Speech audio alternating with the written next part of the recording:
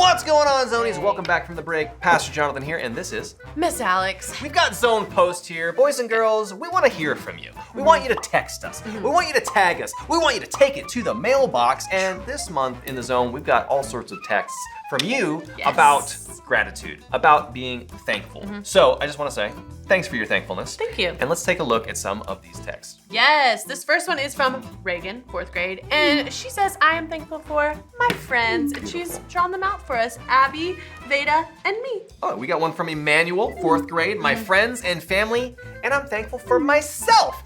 You should be thankful for yourself, Emmanuel, that's great. We've got one more notification here that it's time for our sermon jam. Yes. Am I doing the sermon jam? No, and I'm not You're not doing either. the sermon? Do you want to guess who it is? I'm guessing, okay. All right, give me a hint. Okay, so this guy, he's of average height. Mr. Will? No. Okay. He has facial hair. Mr. Will? No. He can sing. Not Mr. Will. No. And his name rhymes with Shmashmasha. Oh, okay, gotcha. What are you talking about? Who is it? It's Mr. Elijah.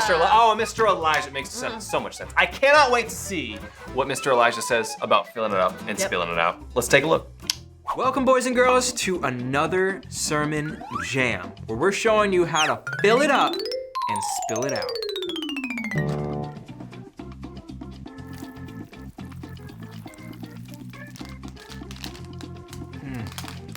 Yeah. What?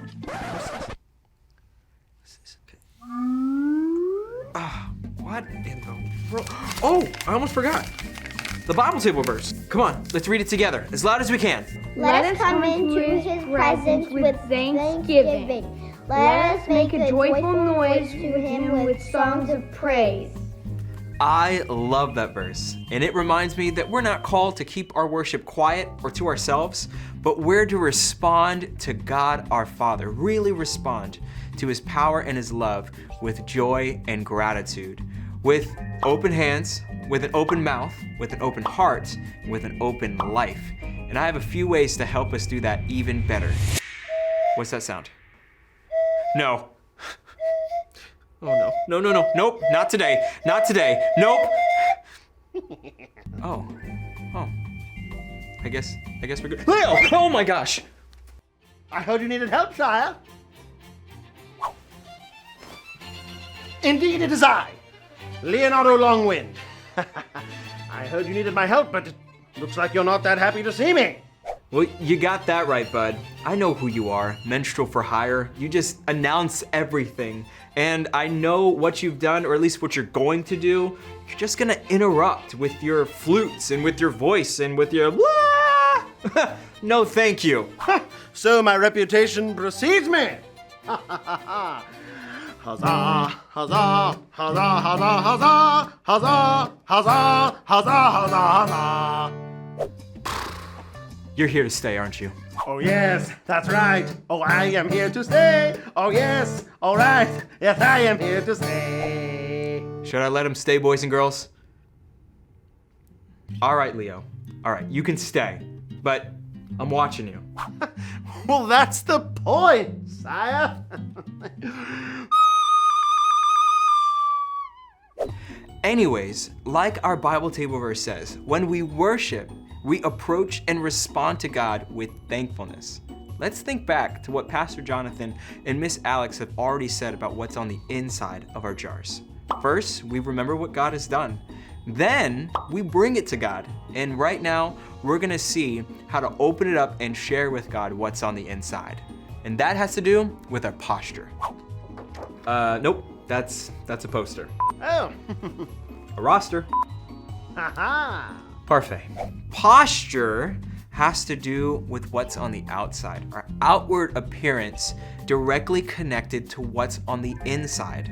The same way with this jam in the jar. I mean, how do I know what it tastes like or smells like, or even if it's real, unless I open it up and see what's inside?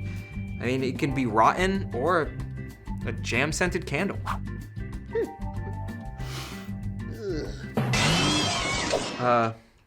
Is he okay? All right. See, it's not enough that we just fill our jars and bring it. We gotta open that up and share it with who we're presenting it to. And that's the same way with our thanks to our God. He wants to hear and to know that we're joyful for what he's done and who he is, with open hands, with an open mouth, with an open heart, and with an open life. Open up and pour it out. Give me a buzz and give me a shout. Open up and pour it out. Come on, mate. Open up. Anyway, well, the Bible has plenty of different stories of how people responded to who God is and what he's done in great ways. So let's talk about that. Let all who haveth breath praise the Lord with all might and power. After God opened up the Red Sea and saved them from the Egyptians, the Israelites saw his power and sang with gratitude loudly. He opened up the sea for you and me. There's nothing too hard for our God. Not bad. When the Israelites were looking to God for forgiveness after disobeying him for so long, they stood to honor him. And when King David was in the desert and felt very distant from God, he stretched out his hands to God our Father to be close to him.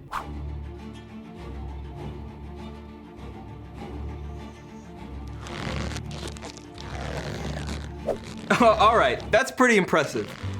The psalmist understood God to be a maker and a creator, and he wanted to show that God was the most powerful person in the universe by kneeling and bowing. I love you, Lord.